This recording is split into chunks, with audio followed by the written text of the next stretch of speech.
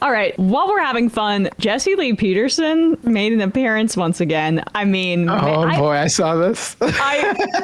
This is like not even, I mean, we just have to have some fun. And I watched this probably 4 or 5 times last night. I was laughing so hard.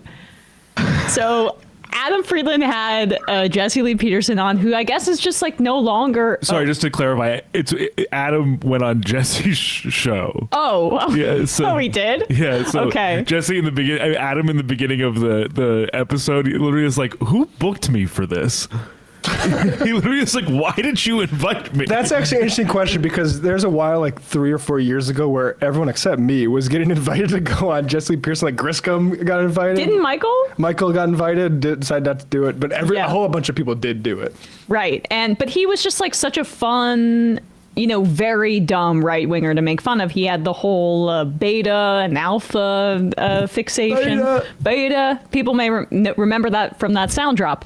But I guess so Adam Friedland went on his show and they were talking about what's okay to say in terms of humor and jokes about Jewish people and jokes about other races. And it was just a thing of beauty how Adam manipulated him into just saying what he says. This is so embarrassing. This whole thing has been embarrassing, but I feel like I really like you as a guy. Let me ask. Yeah. Ask. Go ahead. If I'm at your show and you're making jokes about the Jews, right? And myself, kind of, yeah. Right, and you're making jokes about the Jews, and I'm cracking up. Should I be laughing or not? It's interesting. I've had that question. It's like, did people in like the Midwest watch Woody Allen movies? Because those movies got like wide distribution, right? But it's like, who the hell wants to see that crap? I get it. I'm like, that stuff makes so much sense to me, but it's like, it's so like, I can't imagine that it would appeal to other people. Should I be laughing if you're making Jewish jokes? Jewish, like what sense? Like Jewish people at one of your shows, and you're up making jokes, and they're really funny. I'm mainly making fun of myself. Let's say that all the Jews are laughing. They're cracking up. And I'm sitting there and wondering, should I laugh or not? It's a similar question, should I laugh? Right? Should I laugh? But I guess I don't do Jewish jokes. I thought you said you did. I do Jewish, like self-deprecation, right? So making fun of yourself is like a self-deprecation. It's like it's an aspect of comedy that, like, a lot of Jewish let me guys. Ask, because of time, I got to keep moving here. If you're making Jewish jokes and an audience full of Jews, what kind of Jewish joke? But I'm not. That's not what I said. I make fun of myself. Oh, right? Okay. Which is a Jew-y thing to do. So if you make a Jew-y joke, I'm not like. I'm not like, should I laugh in a Jewish audience? Yeah. Okay, so let me ask you this: you have a show called. You have a show called. You host a show. Did I answer your question? Are you moving on? Wait, where's the part? You could have, Jesse. You could have pressed me on that. I was vulnerable. You had me on the ropes right there, and then you moved on. But I'm not trying to have you on a rope. You know what you did? You turned the other cheek, much like this guy from Nazareth. All right, this is too much context. Yeah, so I want to get to the part where this happens, but it's amazing. I mean, people should watch the whole thing, but Is how revolting I look is funny. Absolutely laughing, man. Well, how about if you say, I have a What Jewish... do you mean? What is a Jewish joke? Can you explain what that is? I don't know. You're the comedian. You keep saying Jewish jokes. I just don't understand what you mean. But I thought you said that you made Jewish jokes. I said that I do self-deprecation. Okay, I got you now. I'll have you now. Okay, I'll give you an example. And give me a quick answer because of time. If no, I don't want to stop talking to you.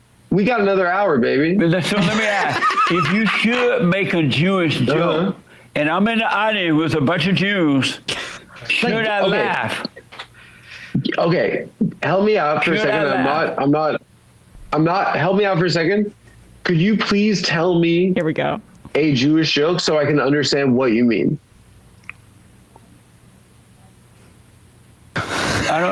Jews love money. Is that a joke?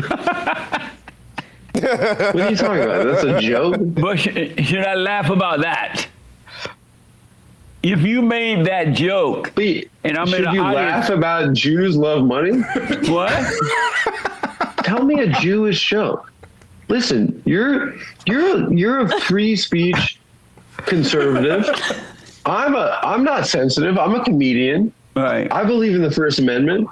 So just tell me. You have to know one. I just told you one. You didn't think it was funny.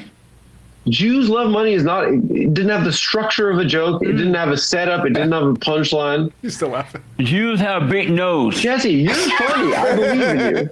Okay? Okay, that's it. That's it. Yeah. That's it. I think he's less of a free speech conservative. Oh my God. Oh, sorry, Brandon, what were you saying? I was gonna say he's less of a free speech conservative and more of like a slurred speech conservative.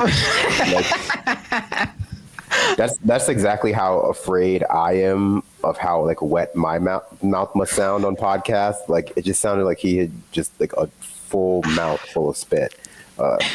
I love that he gave. So it's almost as if in a beautiful way, that interaction had the structure of the joke. The setup was the first anti-Semitic remark. Yes.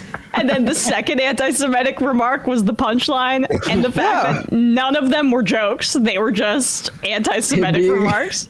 I love Adam. It's brilliant. Like being so patient there and Yes. saying like, okay, look, like I know you're ready. You're so prepared for someone to take offense or like let's actually walk through this step by step at a fundamental level. And he can't stop laughing at saying Jews love money. I know. I also he keeps bringing up that like in his mind, the only people who would go see like Adam Friedland is a bunch of Jews. He's just like stay up there with this Jewish audience. A room full And the of Jews Jews. are all laughing. Can I laugh? Like isn't that what he verbatim said? Yeah. I wish he'd come back on the scene. Miss him. I think he just thinks like stand-up comedy is just like a room full of Jewish people. Honestly, he just thinks it's just a bunch of Jewish people in the audience. It's like a guess so. synagogue in here. There's just We love money. That's all he thinks they say too. They're on stage. We love money. Oh Yeah. my God. I think Jesus conservatives Christ. just don't understand what a joke is. Yeah. Because like since forever, but definitely since like Obama became president, they've just described like the offensive statements that they make as like jokes. Like, you know, Jesse Waters has been doing a lot of that too recently, where it's just like, oh, I just said something really, really gross and offensive. It's like, I'm just joking. It's like, But they don't understand art. Like that's part of why they can't interpret like The Wolf of Wall Street as satire, and they think it's aspirational, or you know, they look at say something like Goodfellas, or other mob movies like that are well made by Scorsese that are deconstructions of like toxic masculinity. They see them as aspirational and like wish fulfillment, and there's some of that too, right? But they only take the fantasy element of the violence that they can inflict and like out of it, right? And they make it into hero worship. Scarface, same thing.